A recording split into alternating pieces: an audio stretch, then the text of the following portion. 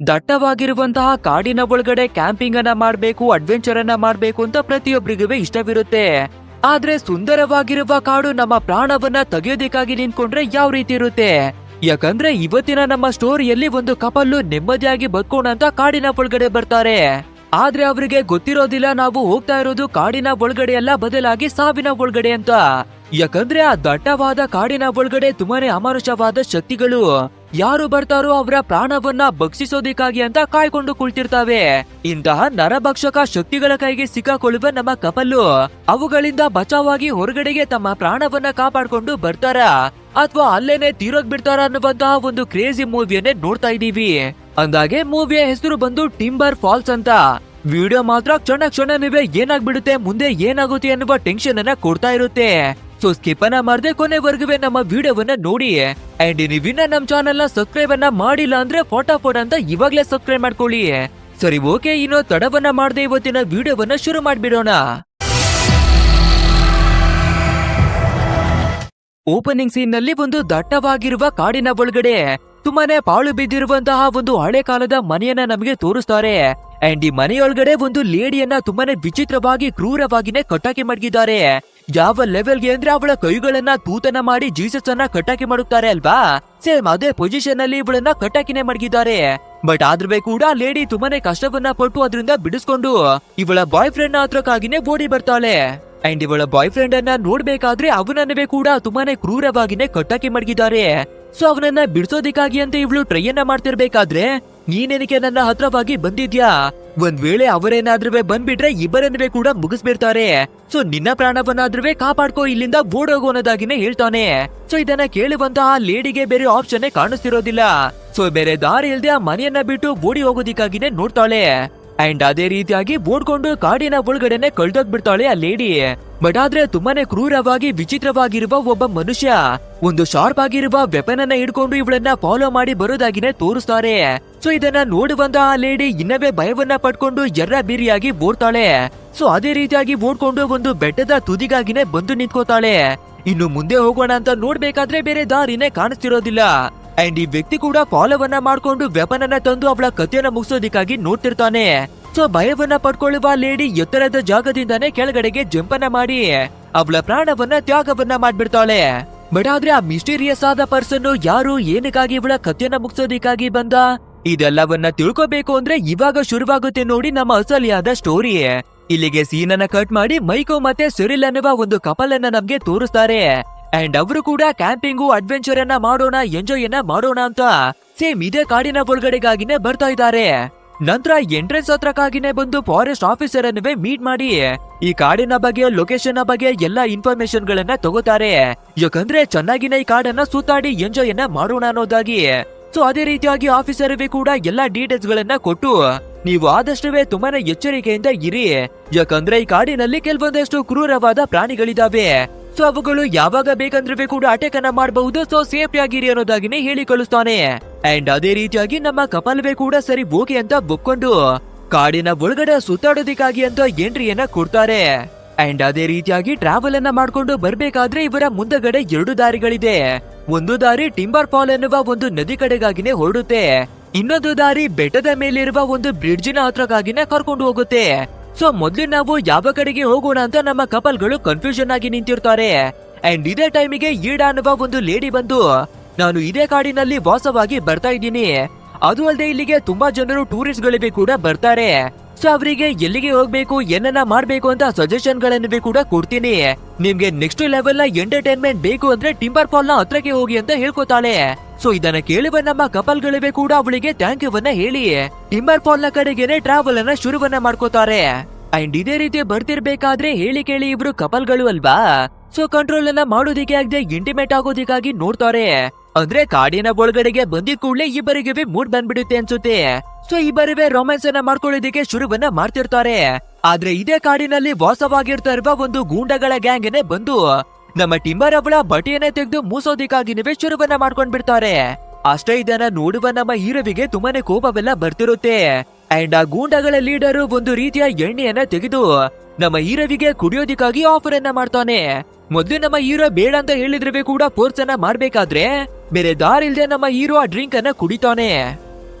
And ಆ ರೀತಿ ಕುಡಿಬೇಕಾದ್ರೆ ಆ ಲೀಡರು, ಇವಾಗ ನೀನು ಎಣ್ಣೆಯನ್ನ ಎಂಜಲು ಮಾಡ್ಬಿಟ್ಟಿದ್ಯಾ, ಸೊ ಇವಾಗ ಹಣವನ್ನ ಕೊಟ್ಟು ಇದನ್ನ ಪರ್ಚೇಸ್ ಅನ್ನ ಮಾಡು ಅನ್ನೋದಾಗಿ ಫೋರ್ಸ್ ಅನ್ನ ಮಾಡ್ತಾನೆ. ನಮ್ಮ ಹೀರೋ ಬೇಡ ಅಂತ ಹೇಳ್ಬೇಕಾದ್ರೂ ಕೂಡ ಅವನು ಫೋರ್ಸ್ ಅನ್ನ ಮಾಡ್ತಿರ್ತಾನೆ. ಸೊ ಇದನ್ನ ನೋಡುವಂತಹ ನಮ್ಮ ಸೆರೆಲ್ಲು ಇವರ ಜೊತೆ ವಾದವನ್ನ ಮಾಡ್ಕೊಂಡು ನಿಂತಿದ್ರೆ ನಮ್ಗೇನೆ ಪ್ರಾಬ್ಲಮ್ ಆಗ್ಬಿಡುತ್ತೆ, ಸೊ ನಾವೇನೆ ಕಾಂಪ್ರಮೈಸ್ ಆಗೋಣ, ಹಣವನ್ನ ಕೊಟ್ಟು ಪರ್ಚೇಸ್ ಅನ್ನ ಮಾಡ್ಬಿಡು ಅಂತ ಹೇಳ್ಕೊತಾಳೆ. ಸೊ ನಮ್ಮ ಹೀರೋ ಕೂಡ ಸರಿ ಓಕೆ ಅಂತ ಸೈಲೆಂಟ್ ಆಗಿ ಅವನ ಬ್ಯಾಗಿಗೆ ಕೈಯನ್ನ ಹಾಕ್ತಾನೆ. ಬಟ್ ಆದ್ರೆ ಹಣವನ್ನ ತೆಗೆದು ಕೊಡೋದ್ರ ಬದಲಿಗೆ ಇವನು ತಂದಿರುವಂತಹ ಗನ್ನನ್ನ ಹೊರಗಡೆ ತೆಗೆಯೋದಕ್ಕಾಗಿನೇ ನೋಡ್ತಿರ್ತಾನೆ. ಅಷ್ಟೇ ಇದನ್ನ ನೋಡುವ ನಮ್ಮ ಸೆರೆಲ್ಲು ಒಂದು ಕ್ಷಣಕ್ಕೆನೆ ಕೋಪವನ್ನ ಮಾಡ್ಕೊಬಿಡ್ತಾಳೆ. ಯಾಕಂದ್ರೆ ನಮ್ಮ ಹೀರೋ ಗನ್ನನ್ನ ತಂದಿರೋದ್ರ ಬಗ್ಗೆ ಇವಳಿಗೆ ಏನವೇ ಗೊತ್ತಿರೋದಿಲ್ಲ. ಸೊ ಇವಾಗ ನನ್ನ ಮಾತನ್ನ ಕೇಳು, ನಾವೇನ ಕಾಂಪ್ರಮೈಸ್ ಆಗ್ಬೇಕು, ಹಣವನ್ನ ಕೊಡು ಅಂತ ಕೇಳ್ಕೋಬೇಕಾದ್ರೆ ನಮ್ಮ ಹೀರೋ ಕೂಡ ಅವನ ಬ್ಯಾಗಿನಿಂದ ಸ್ವಲ್ಪ ಹಣವನ್ನ ತೆಗೆದು ಅವರಿಗೆ ಕೊಡ್ತಾನೆ. ಅಂಡ್ ಅದೇ ರೀತಿಯಾಗಿ ಆ ಗೂಂಡಗಳ ಗ್ಯಾಂಗ್ ಕೂಡ ಆ ಜಾಗವನ್ನ ಬಿಟ್ಟು ಹೊರಟೋಗ್ಬಿಡ್ತಾರೆ. ನಂತರ ನಮ್ಮ ಕಪಲ್ವೇ ಕೂಡ ಜಾಗವನ್ನ ಬಿಟ್ಟು ಟ್ರಾವೆಲ್ ಅನ್ನ ಮಾಡಿ ಒಂದು ಚಿಕ್ಕದಾದ ವಾಟರ್ ಫಾಲ್ ನ ಹತ್ರಕ್ಕಾಗಿನೇ ಬರ್ತಾರೆ. ಅಂಡ್ ಇವಾಗ ನಮ್ಮ ಸೆರೆಲ್ ಅವಳನ್ನ ನೋಡೋದಾದ್ರೆ ತುಂಬಾನೇ ಕೋಪವನ್ನ ಮಾಡ್ಕೊಂಡಿದ್ದಾಳೆ. ಯಾಕಂದ್ರೆ ನಮ್ಮ ಹೀರೋ ಹೇಳ್ದೆ ಕೇಳ್ದೆ ಗನ್ನನ್ನ ತಂದಿದ್ದಾನೆ ಅಲ್ವಾ, ಸೊ ಅದಕ್ಕಾಗಿನೇ ಕೋಪವನ್ನ ಮಾಡ್ಕೊಂಡು ಇವಾಗೇನೆ ಆ ಗನ್ನನ್ನ ಬಿಸಾಕ್ಬಿಡು ಅನ್ನೋದಾಗಿನೇ ಹೇಳ್ತಿರ್ತಾಳೆ. ಬಟ್ ಆದ್ರೆ ನಮ್ಮ ಹೀರೋ ಅವಳ ಮಾತಿಗೆ ಒಪ್ಕೊಳ್ಳೋದಿಲ್ಲ. ನೋಡು, ನಾನು ಈ ಗನ್ನನ್ನ ತಂದಿರೋದು ನಮ್ಮ ಸೇಫ್ಟಿಗೋಸ್ಕರ, ನಾನು ಬಿಸಾಕಿದ್ರೂ ಕೂಡ ಬೇರೆ ಯಾರಾದ್ರೂ ಅದನ್ನ ಬಳಸ್ಕೋತಾರೆ ಅಲ್ವಾ, ಸೊ ಇದನ್ನ ನಮ್ಮ ಹತ್ರನೇ ಮಡಿಕೊಳ್ಳೋಣ ಅಂತ ಹೇಳ್ತಿರ್ತಾನೆ. ಬಟ್ ಆದ್ರೆ ನಮ್ಮ ಸೆರೆಲ್ ಕೂಡ ಇದಕ್ಕೆ ಒಪ್ಪೋದಿಕ್ಕೆ ರೆಡಿ ಇರೋದಿಲ್ಲ. ಅಟ್ಲೀಸ್ಟ್ ಆ ಬುಲೆಟ್ ಗಳನ್ನಾದ್ರೂ ತೆಗೆದು ಹೊರಗಡೆಗೆ ಬಿಸಾಕು ಅಂತ ಹೇಳ್ಬೇಕಾದ್ರೆ ನಮ್ಮ ಹೀರೋ ಬೇರೆ ದಾರಿ ಇಲ್ಲದೆ ಬುಲೆಟ್ ಗಳನ್ನ ಎತ್ತಿ ಬಿಸಾಡ್ತಾನೆ. ಸೊ ಇದೇ ರೀತಿಯಾಗಿ ಇವ್ರು ಮಾತಾಡ್ಕೊಂಡು ಇರ್ತಾ ಇರ್ಬೇಕಾದ್ರೆ ಲೈಟ್ ಅನ್ನುವ ಫಾರೆಸ್ಟ್ ಆಫೀಸರ್ ಬಂದು ನೀವು ಯಾವ ಜಾಗದಲ್ಲಿ ಟೆಂಟ್ ಅನ್ನ ಹಾಕೊಳ್ತಾ ಇದ್ದೀರಾ ಅನ್ನೋದಾಗಿನೇ ಕೇಳ್ತಾನೆ. ಬಟ್ ಆದ್ರೆ ನಮ್ಮ ಕಪಲ್ ಬಂದಿರೋದೇ ಇವಾಗ ಅಲ್ವಾ, ಸೊ ಈ ಜಾಗದ ಬಗ್ಗೆ ನೀವೇ ಗೊತ್ತಿಲ್ಲ, ಯಾವ ಜಾಗದಲ್ಲಿ ಟೆಂಟ್ ಅನ್ನ ಹಾಕ್ಬೇಕು ಅಂತ ನೀವೇ ಗೊತ್ತಿರೋದಿಲ್ಲ. ಸೊ ನೀವೇನೆ ಹೇಳಿ ಸರ್, ನಾವು ಯಾವ ಜಾಗದಲ್ಲಿ ಟೆಂಟ್ ಅನ್ನ ಹಾಕ್ಬೇಕು ಅಂತ ಕೇಳ್ಬೇಕಾದ್ರೆ ಆ ಲೈಟ್ ಅನ್ನುವ ಆಫೀಸರ್, ಈ ನದಿಯ ಪಕ್ಕದಲ್ಲೇ ಜಾಗ ತುಂಬಾನೇ ಸಖತ್ತಾಗಿದೆ, ಸೊ ಅಲ್ಲೇನೆ ನೀವು ಟೆಂಟ್ ಅನ್ನ ಹಾಕೊಳ್ಳಿ ಅನ್ನೋದಾಗಿನೇ ಹೇಳ್ಕೊತಾನೆ. ಸೊ ನಮ್ಮ ಕಪಲ್ಗಳಿವೆ ಕೂಡ ಸರಿ ಓಕೆ ಸರ್ ಥ್ಯಾಂಕ್ ಯು ಅಂತಾನುವೆ ಹೇಳಿ ಆ ನದಿಯ ಪಕ್ಕಕ್ಕಾಗಿನೇ ಬಂದು ಒಂದು ಒಳ್ಳೆಯ ಜಾಗವನ್ನುವೆ ಹುಡುಕ್ತಾರೆ. ಆ ನಂತರ ಇವರು ತಂದಿರುವ ಎಲ್ಲಾ ಎಕ್ವಿಪ್ಮೆಂಟ್ ಗಳನ್ನ ಇನ್ಸ್ಟಾಲ್ ಅನ್ನ ಮಾಡಿ ಫೈನಲಿ ಒಂದು ಟೆಂಟ್ ಅನ್ನ ಹಾಕಿ ಟೈಮ್ ಅನ್ನ ಸ್ಪೆಂಡ್ ಮಾಡ್ತಾರೆ. ಅಂಡ್ ನೋಡ್ತಿದ್ದಾಗೆ ಕತ್ತಲೆ ಕೂಡ ಆಗ್ಬಿಡೋದ್ರಿಂದ ಬೆಂಕಿಯನ್ನ ಕಚ್ಚಿಸಿ ಒಂದು ಫೈರ್ ಕ್ಯಾಂಪ್ ಅನ್ನವೇ ಹಾಕಿ ಇಬ್ಬರುವೆ ಮಾತುಗಳನ್ನ ಆಡ್ಕೊಂಡು ಟೈಮ್ ಅನ್ನ ಸ್ಪೆಂಡ್ ಮಾಡೋದಿಕ್ಕಾಗಿನೇ ನೋಡ್ತಾರೆ. ಅಂಡ್ ನಮ್ಮ ಸೆರಿಲ್ ಕೂಡ ಮೈಕವನ್ನ ಹತ್ರಕ್ಕಾಗಿನೇ ಬಂದು ನಾನು ನಿನ್ನನ್ನ ತುಂಬಾನೇ ಪ್ರೀತಿಯನ್ನ ಮಾಡಿ ಬರ್ತಾ ಇದ್ದೀನಿ, ಸೊ ಆದಷ್ಟು ಬೇಗ ನಾವಿಬ್ಬರುವೆ ಮದುವೆಯನ್ನ ಆಗೋಣವಾ ಅನ್ನೋದಾಗಿನೇ ಕೇಳ್ತಾಳೆ. ಆದ್ರೆ ನಮ್ಮ ಮೈಕವನಿಗೆ ಮದ್ವೆ ಆಗೋದಿಕ್ಕೆ ಸ್ವಲ್ಪ ಕೂಡ ಇಷ್ಟವಿರೋದಿಲ್ಲ. ಸೊ ಈ ಮಾತನ್ನ ಕೇಳಿ ಅವನು ಸ್ವಲ್ಪ ಕೋಪವನ್ನ ಮಾಡ್ಕೊಬಿಡ್ತಾನೆ.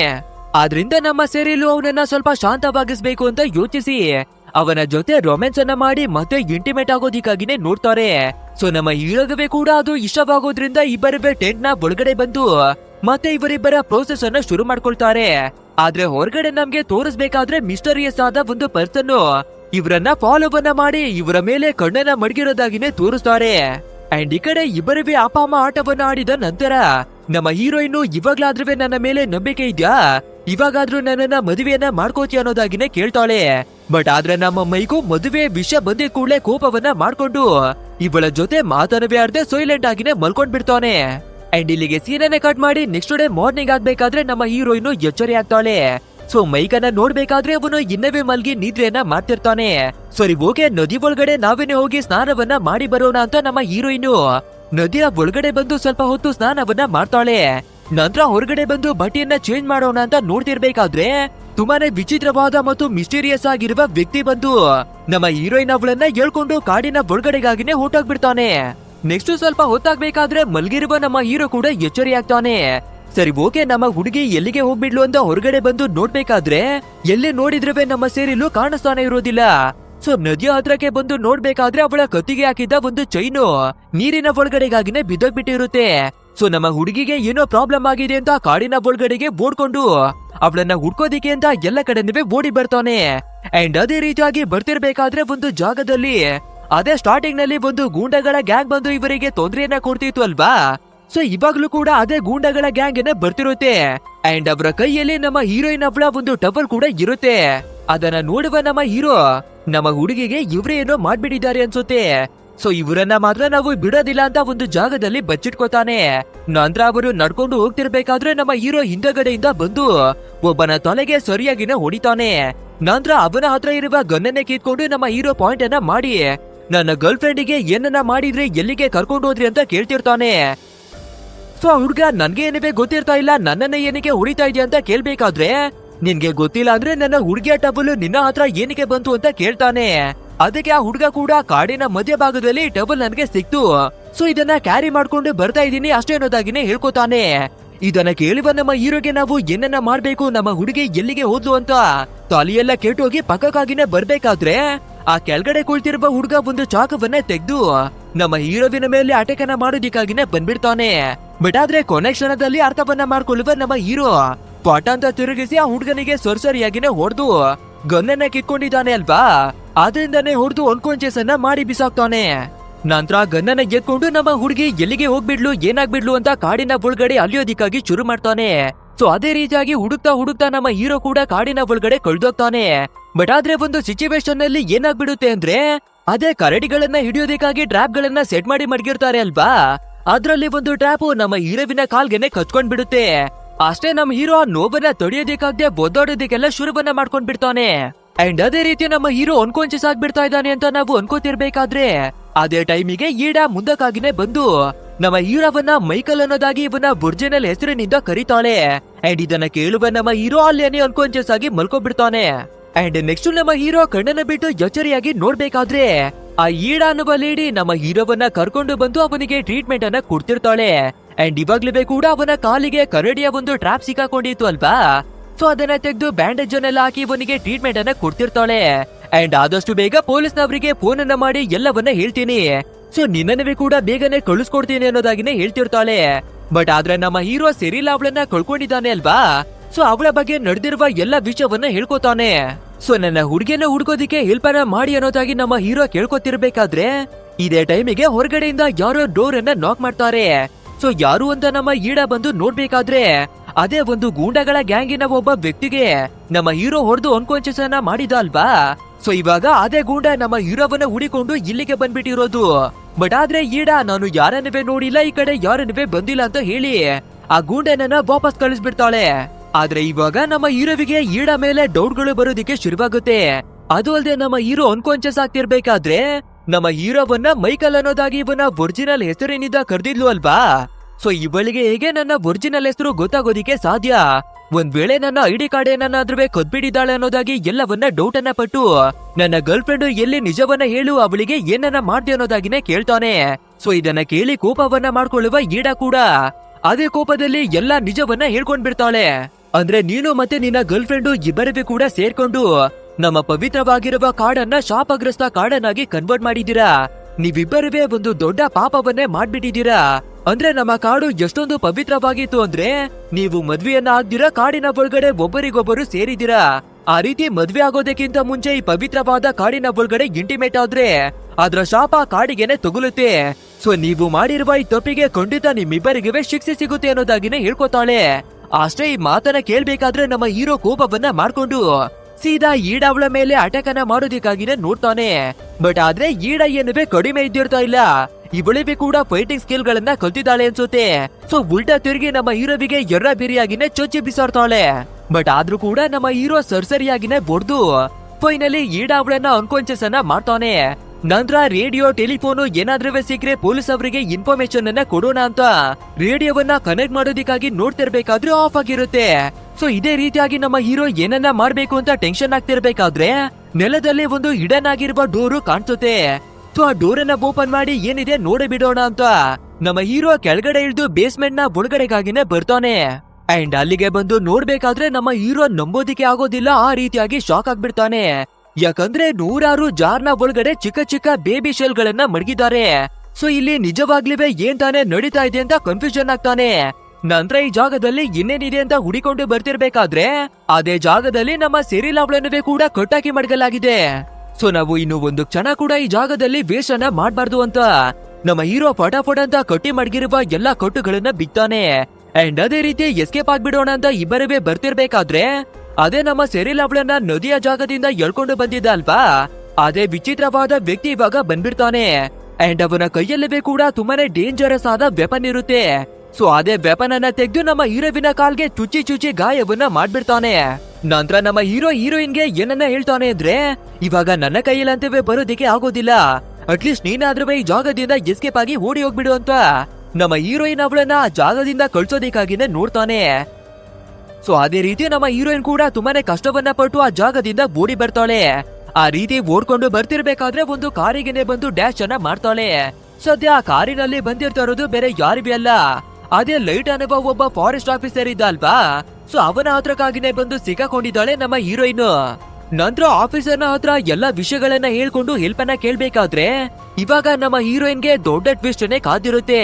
ಅಂದ್ರೆ ಈ ಫಾರೆಸ್ಟ್ ಆಫೀಸರ್ ಕೂಡ ಈ ಗೂಂಡಗಳ ಕಡೆಗಾಗಿನೇ ಸೇರ್ಕೊಂಡ್ ಬಿಟ್ಟಿದ್ದಾನೆ.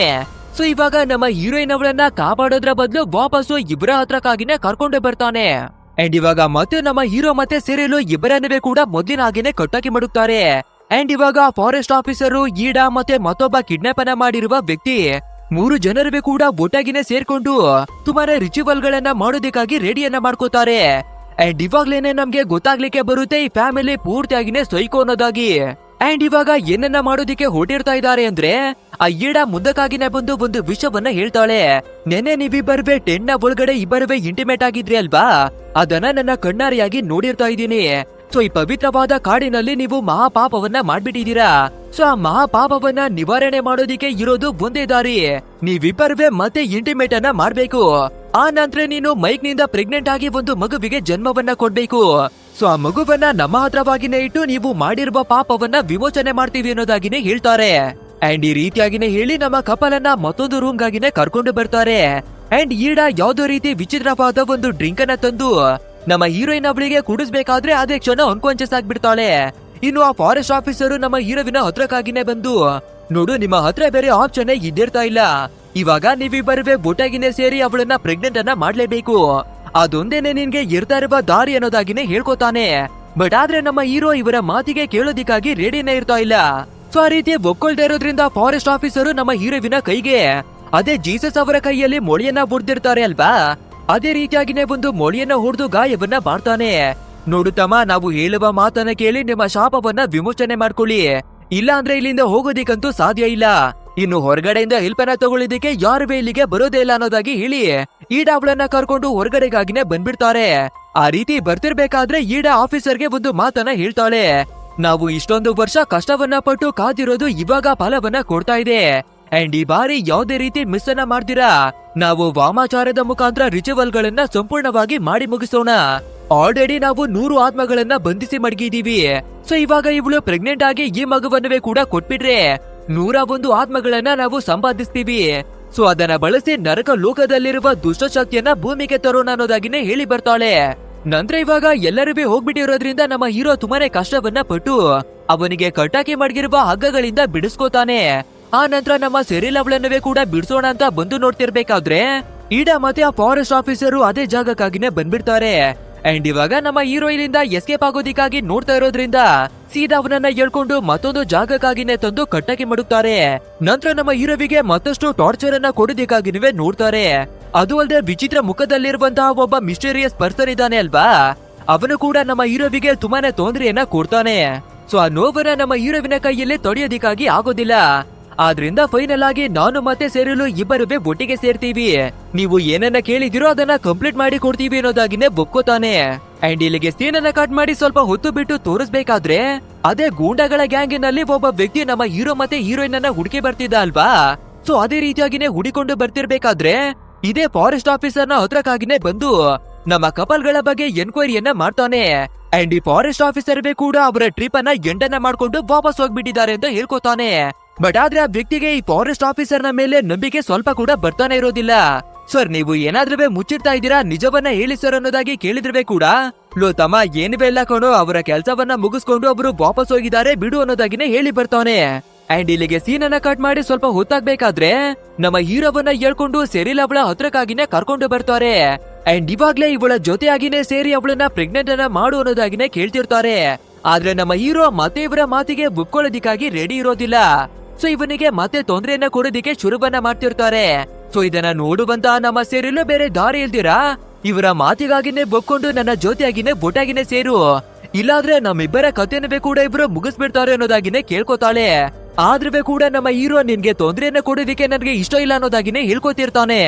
ಅಂಡ್ ಇಲ್ಲಿಗೆ ಸೀನ್ ಅನ್ನ ಕಟ್ ಮಾಡಿ ಫಾರೆಸ್ಟ್ ಆಫೀಸರ್ ನ ಒಂದು ಆಫೀಸರ್ನ ತೋರಿಸ್ಬೇಕಾದ್ರೆ ನಮ್ಮ ಕಪಲ್ಗಳು ಇಲ್ಲಿಗೆ ಬಂದು ತುಂಬಾ ದಿನಗಳಾಗ್ತಾ ಇದೆ ಅಲ್ವಾ. ಸೊ ಅವರು ರಿಟರ್ನ್ ಬಂದೇ ಇಲ್ಲ ಅನ್ನೋದಾಗಿ ಕಂಪ್ಲೇಂಟ್ ಕೂಡ ರಿಜಿಸ್ಟರ್ ಆಗಿರುತ್ತೆ.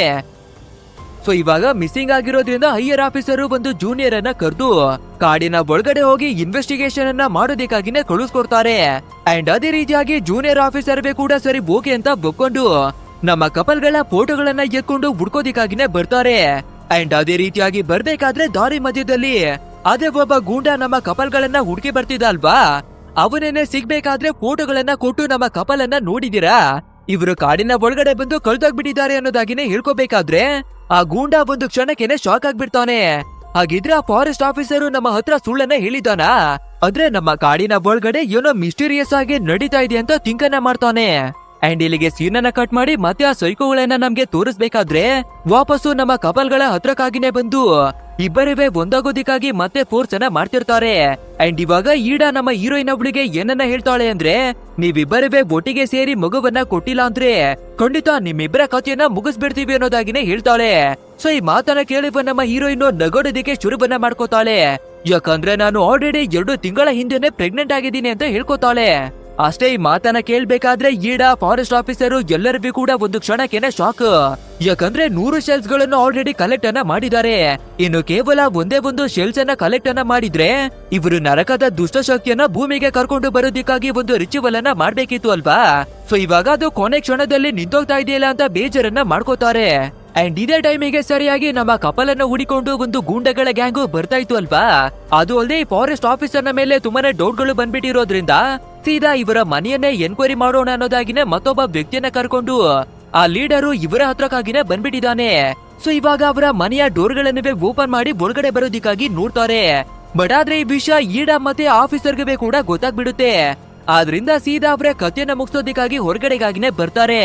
ನಂತರ ಗೂಂಡಗಳಲ್ಲಿ ಒಬ್ಬ ಬೇಸ್ಮೆಂಟ್ ನ ಡೋರ್ ಅನ್ನ ಓಪನ್ ಮಾಡಿ ಒಳಗಡೆ ಬರ್ತಿರ್ತಾನೆ. ಆದ್ರೆ ಹಿಂದಗಡೆಯಿಂದ ಫಾರೆಸ್ಟ್ ಆಫೀಸರ್ ಒಂದು ವೆಪನ್ ಅನ್ನ ತಂದು ಒಂದೇ ಏಟಿಗೆ ಬಡ್ದು ಅವನ ಕಥೆಯನ್ನ ಮುಗಿಸ್ಬಿಡ್ತಾನೆ.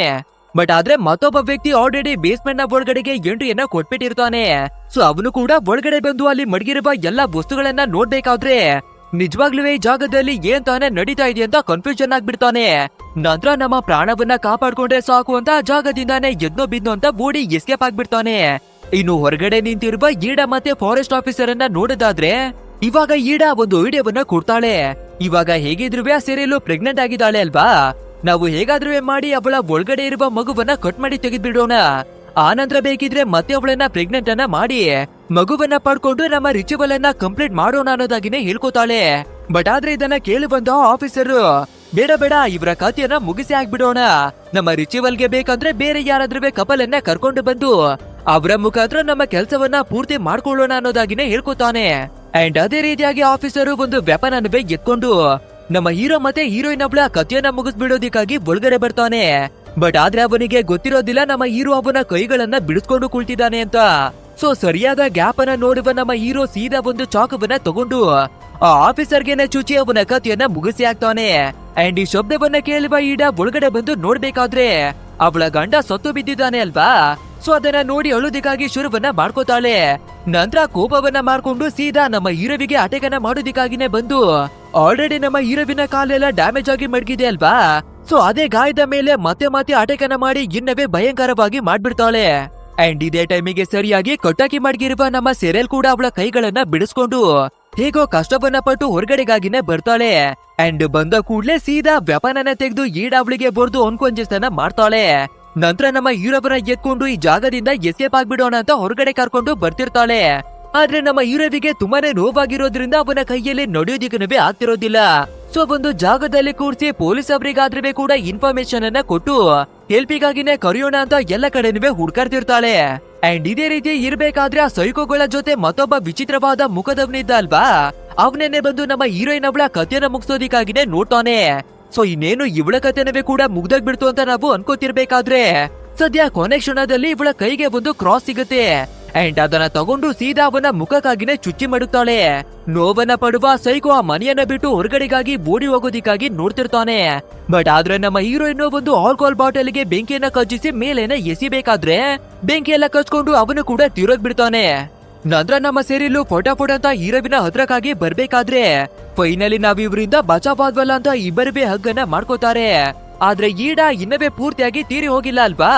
ಸೊ ಎಚ್ಚರಿಯಾಗಿನೇ ಬಂದು ಒಂದು ಶಾರ್ಪ್ ಆದ ವೆಪನನ್ನ ತಗೊಂಡು ಸೀದಾ ನಮ್ಮ ಹೀರೋವಿಗೆನೆ ಚುಚ್ಚಿ ಮಡಗ್ಬಿಡ್ತಾಳೆ.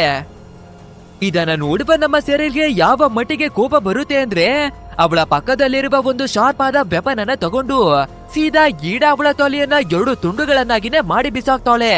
ನಂತರ ಫೈನಲ್ ಆಗಿ ಆ ಎಲ್ಲಾ ಸೈಕೋಗಳ ಕಥನವೇ ಮುಗ್ದೋಗ್ಬಿಟ್ಟಿದೆ. ಅಂಡ್ ಅದು ಅಲ್ಲದೆ ಇಬ್ಬರು ಗೂಂಡಗಳು ಒಳಗಡೆ ಬಂದಿದ್ರು ಅಲ್ವಾ, ಅವರು ಹೋಗ್ಬೇಕಾದ್ರೆ ಅವರ ಫೋನ್ ಅನ್ನ ಬಿಳಿಸ್ಕೊಂಡು ಹೋಗ್ಬಿಟ್ಟಿರ್ತಾರೆ. ಸೊ ಅದೇ ಫೋನು ನಮ್ಮ ಹೀರೋಯಿನ್ ಅವಳ ಕೈಗೆ ಸಿಗ್ಬೇಕಾದ್ರೆ ಪೊಲೀಸ್ ಅವರಿಗೇನೆ ಕಾಲ್ ಅನ್ನ ಮಾಡಿ ಎಲ್ಲವನ್ನ ಹೇಳ್ತಾಳೆ. ಅಂಡ್ ಇಲ್ಲಿಗೆ ಸೀನ್ ಅನ್ನ ಕಟ್ ಮಾಡಿ ಎಷ್ಟೋ ದಿನಗಳಾಗಿ ತೋರಿಸ್ಬೇಕಾದ್ರೆ ನಮ್ಮ ಹೀರೋ ಮತ್ತೆ ಹೀರೋಯಿನ್ ನಾರ್ಮಲ್ ಆಗಿನೇ ಬದಲಾಗಿದ್ದಾರೆ. ಅಂಡ್ ಅವರಿಗೆ ಒಂದು ಮುದ್ದಾಗಿರುವ ಮಗು ಕೂಡ ಹುಟ್ಟಿರುತ್ತೆ. ಸೊ ಇವರಿಗೆ ಬಂದಿದ್ದ ನರಕದಂತಹ ಒಂದು ದೊಡ್ಡ ತೊಂದರೆಯಿಂದ ಎಸ್ಕೇಪ್ ಆಗಿ ಜೀವನವನ್ನ ನಡೆಸ್ತಾ ಇದ್ದಾರೆ. ಅಂಡ್ ಇಲ್ಲಿಗೆ ನಮ್ಮ ಇವತ್ತಿನ ಸ್ಟೋರಿ ಕೂಡ ಎಂಡ್ ಆಗುತ್ತೆ. ತಮ್ನೇಲಲ್ಲಿ ಹಾವು ಸುತ್ಕೊಂಡಿರುವ ಫೋಟೋ ಇದೆ, ಈ ವಿಡಿಯೋದಲ್ಲಿ ಹಾವೇ ಇಲ್ಲ ಅಂತ ನೀವು ಕೇಳಬಹುದು. ಅದೇ ಅವರು ಒಂದು ರಿಚುವಲ್ ಅನ್ನ ಮಾಡಿ ನರಕದ ದುಷ್ಟಶಕ್ತಿಯನ್ನ ಕರೆಸ್ಬೇಕು ಅನ್ಕೊಂಡಿದ್ರು ಅಲ್ವಾ, ಆ ದುಷ್ಟಶಕ್ತಿಯನ್ನ ಅವರು ಕರೆಸ್ತಾ ಇದ್ದದೇ ಹಾವಿನ ರೂಪದಲ್ಲಿ. ಸೊ ಅದಕ್ಕಾಗಿನೇ ಹಾವನ್ನ ತಮ್ನೇಲಲ್ಲಿ ಮಡಗಿದೀನಿ ಅಷ್ಟೇ. ಗೈಸ್, ಈ ಮೂವಿ ಹೇಗಿತ್ತು ಅಂತ ತಪ್ಪದೆ ನಮ್ಗೆ ಕಮೆಂಟ್ ಮೂಲಕ ತಿಳಿಸಿ. ಹಾಗೆ ವಿಡಿಯೋವೇನಾದ್ರೂ ಇಷ್ಟವಾಗಿದ್ರೆ ಒಂದು ಲೈಕ್ ಅನ್ನ ಕೊಟ್ಟು ನಮ್ಮ ಚಾನೆಲ್ ಅನ್ನ ಸಬ್ಸ್ಕ್ರೈಬ್ ಮಾಡ್ಕೊಳ್ಳಿ. ಸರಿ, ಓಕೆ, ಮುಂದಿನ ಒಂದು ಅದ್ಭುತವಾದ ವಿಡಿಯೋದಲ್ಲಿ ಭೇಟಿ ಆಗೋಣ. So thanks for watching guys and take care of your self.